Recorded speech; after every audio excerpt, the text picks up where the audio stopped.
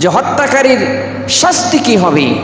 সূরাতুন নিসার 13 নম্বর আয়াত আল্লাহ পাক বলেন, ومن يقتل مؤمنا متعمدا فجزاؤه جهنم خالدا فيها। আল্লাহ রাব্বুল আলামিন বলেন, যারা মানুষকে অন্যায়ভাবে হত্যা করলো, অন্যায়ভাবে খুন করলো, মেরে ফেললো, আল্লাহ রাব্বুল আলামিন বলেন তাকে চিরদিনের জন্য জাহান্নামী হতে হবে। নাউযুবিল্লাহ, তাকে জাহান্নামী হতে হবে। কারণটা কি? وغضب الله عليه ولعنه وأعد له عذابا عظيما। আল্লাহ রাব্বুল আলামিন বলেন, যারা মানুষকে অন্যায়ভাবে হত্যা করে, মানুষকে অন্যায়ভাবে খুন করে, আল্লাহ রাব্বুল আলামিন তার উপর রাগান্বিত হয়ে যান। মানুষকে বানাইছেন, তা আপনি যে মানুষ মেরে ফেলেন, আপনি একটা মানুষ বানায় দেখান। মানুষ বানিয়েছেন কে? আল্লাহ বানিয়েছেন। হায়াতের মালিক, মৌতের মালিক তিনি। আপনি কেন মানুষকে মারবেন? আপনি যদি মারেন তাহলে একটা বানিয়ে দেখান। আপনি যদি অন্যায়ভাবে কাউকে হত্যা করেন, অন্যায়ভাবে কাউকে খুন করেন, লিখে রাখেন একদিন আপনিও এভাবে অন্য মানুষের হাতে আপনি এভাবে মরবেন। আপনার মৃত্যু এভাবে লেখা আছে। আপনি একজনকে যেভাবে মারবেন, হত্যা করবেন, আপনি এভাবে মরবেন। এটাই ইতিহাস, এটাই বাস্তব।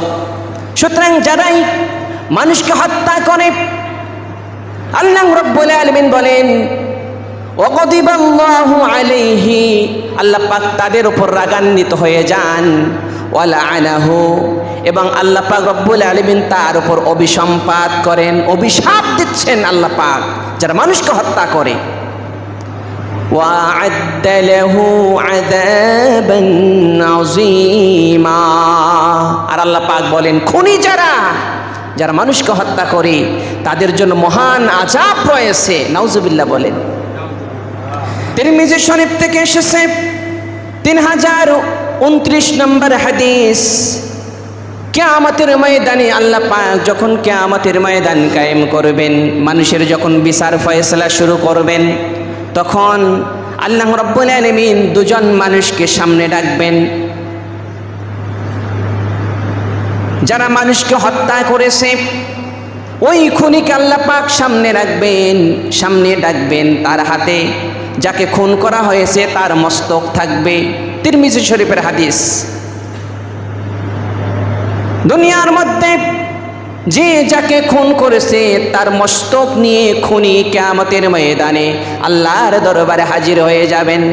হাদিস শরীফের মধ্যে মুহাম্মদ রাসূলুল্লাহ সাল্লাল্লাহু আলাইহি ওয়াসাল্লাম বলেন, ওই মাথা থেকে শিরা থেকে টকবক করে তাজা রক্ত জমিনের মধ্যে হাসরের ময়দানে গড়িয়ে পড়বে। সুবহানাল্লাহ।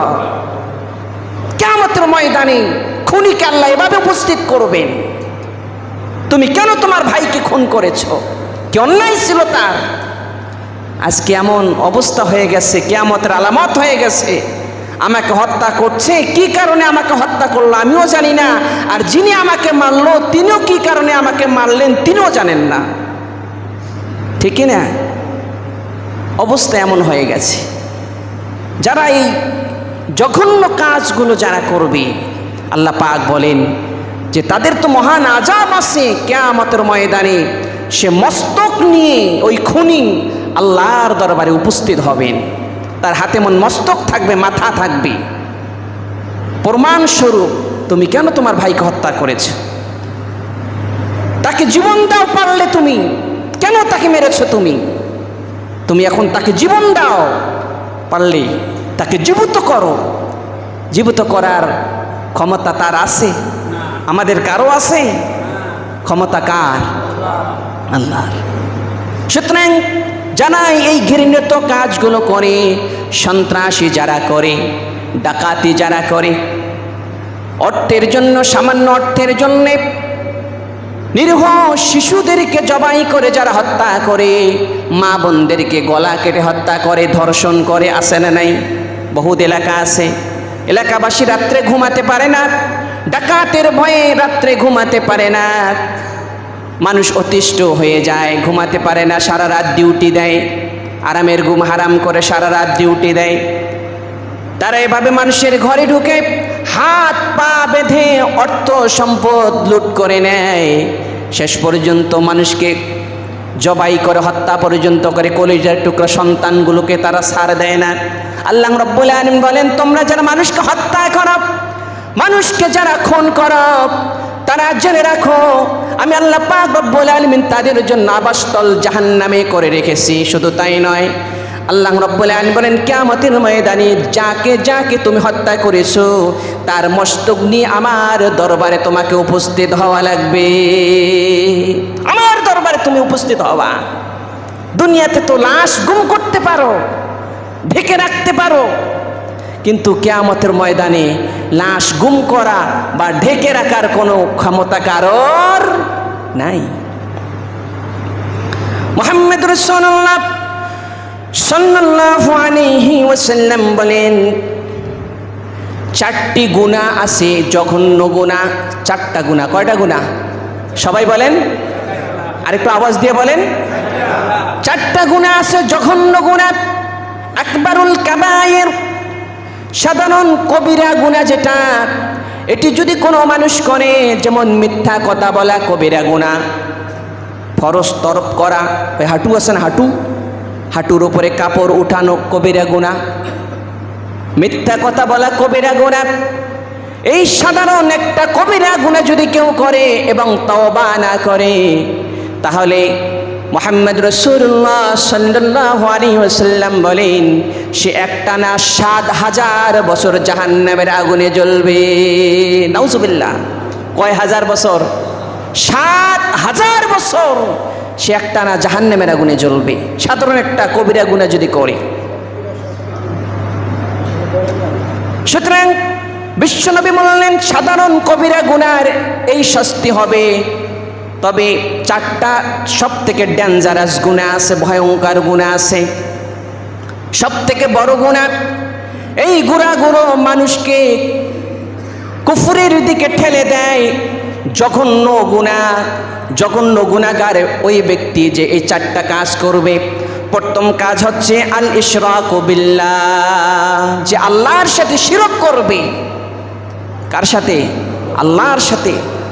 সে জঘন্য গুনাহ করলো, যে গুনার কি নাই, যে গুনার কি নাই, মাপ নাই। এক নাম্বার।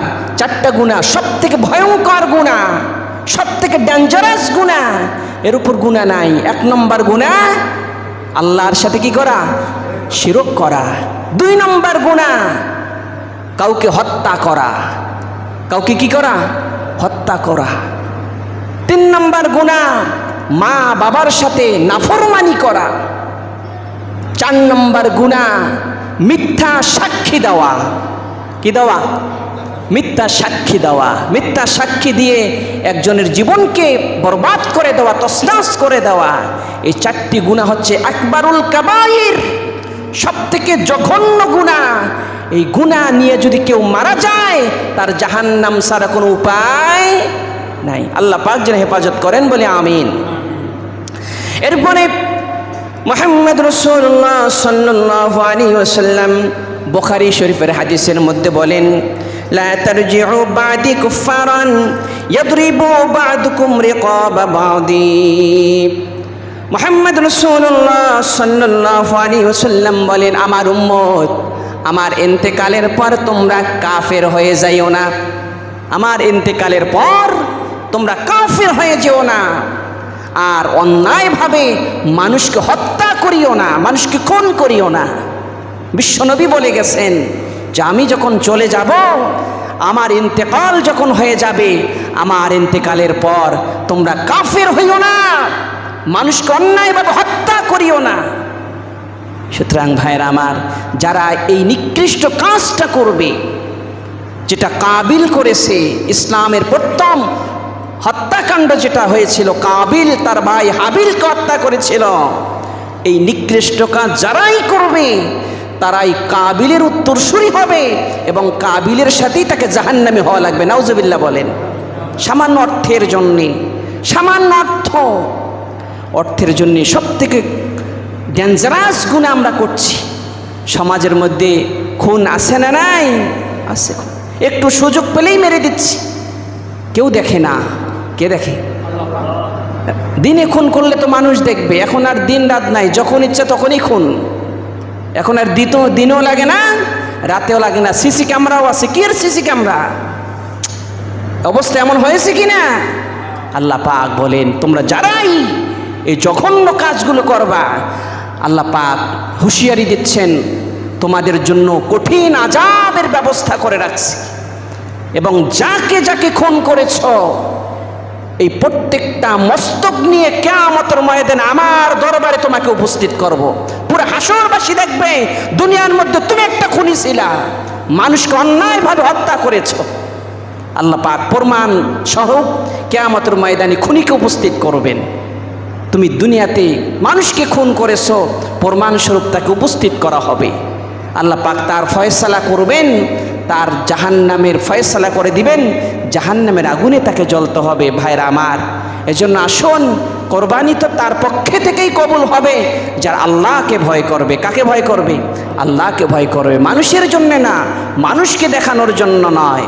আল্লাহ পাক যেন আমাদের সকলকে 4টি আকবারুল কাবাইর কঠিন গুনাহ থেকে, 1 নম্বর কঠিন গুনাহ হচ্ছে আল্লাহর সাথে শিরক করা, 2 নম্বর কঠিন গুনাহ হচ্ছে অন্যায়ভাবে কাউকে হত্যা করা, 3 নম্বর কঠিন গুনাহ হচ্ছে মা বাবার সাথে নাফরমানি করা, 4 নম্বর কঠিন গুনাহ হচ্ছে মিথ্যা সাক্ষী দেওয়া।